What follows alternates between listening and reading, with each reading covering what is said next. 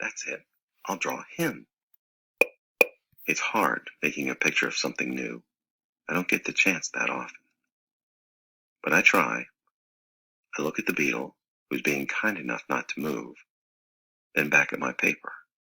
I draw his body, his legs, his little antennae, his sour expression. I'm lucky. The beetle stays all day. Usually bugs don't linger when they visit. I'm beginning to wonder if he's feeling all right. Bob, who's been known to munch on bugs from time to time, offers to eat him. I tell Bob that won't be necessary. I'm just finishing my last picture when Mac returns. George and Julia are with him. Mac enters my domain and picks up a drawing. What the heck is this? He asks. Beats me what Ivan thinks he's drawing. This is a picture of nothing. A big, black nothing. Julia is standing just outside my domain. Can I see? She asks. Mac holds my picture up to the window. Julia tilts her head. She squeezes one eye shut. Then she opens her eye and scans my domain. I know, she exclaims. It's a beetle. See that beetle over there by Ivan's pool? Man, I just sprayed this place for bugs. Mac walks over to the beetle and lifts his foot. Before Mac can stomp, the beetle skitters away, disappearing through a crack in the wall. Mac turns back to my drawings. So you figure this is a beetle, huh? You say so, kid. Oh, that's a beetle for sure, Julia says, smiling at me. I know a beetle when I see one. It's nice, I think, having a fellow artist around. Change. Stella's the first to notice the change, but soon we all feel it. A new animal is coming to the Big Top Mall. How do we know this?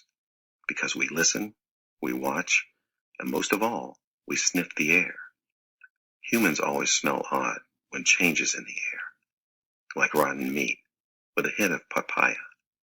Guessing. Bob fears our new neighbor will be a giant cat with slitted eyes and a coiled tail.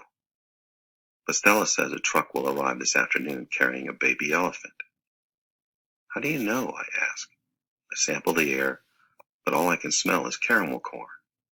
I love caramel corn. I can hear her, Stella says. She's crying for her mother. I listen. I hear the cars charging past. I hear the snore of the sun bears in their wire domain. But I don't hear any elephants. You're just hoping, I say. Stella closes her eyes. No, she says softly. Not hoping. Not at all. Jambo. My TV is off, so while we wait for the new neighbor, I ask Stella to tell us a story. Stella rubs her right foot against the wall. Her foot is swollen again, an ugly deep red. If you're not feeling well, Stella, I say, you could take a nap and tell us a story later. I'm fine, she says, and she carefully shifts her weight. Tell us the Jambo story, I say. It's a favorite of mine, but I don't think Bob has ever heard it. Because she remembers everything, Stella knows many stories. I like colorful tales with black beginnings and stormy middles and cloudless blue sky endings. But any story will do. I'm not in a position to be picky.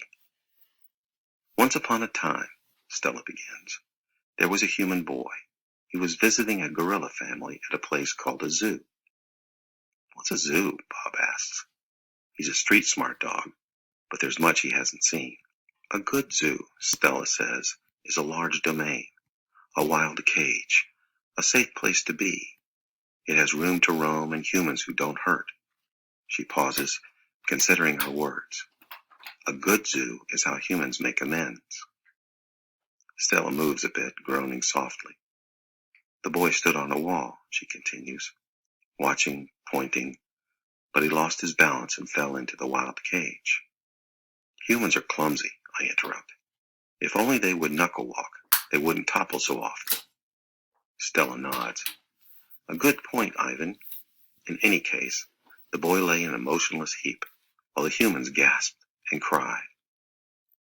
The silverback, whose name was Jambo, examined the boy, as was his duty, while his troop watched from a safe distance.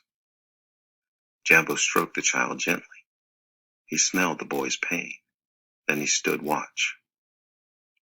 When the boy awoke, his humans cried out, "Stay still, don't move," because they were certain, humans are always certain about things, that Jambo would crush the boy's life from him. The boy moaned. The crowd waited, hushed, expecting the worst.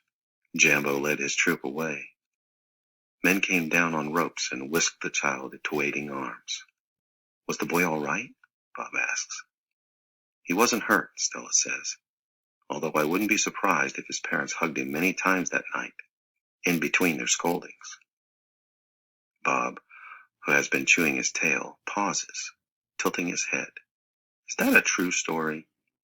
"I always tell the truth," Stella replies, although I sometimes confuse the facts.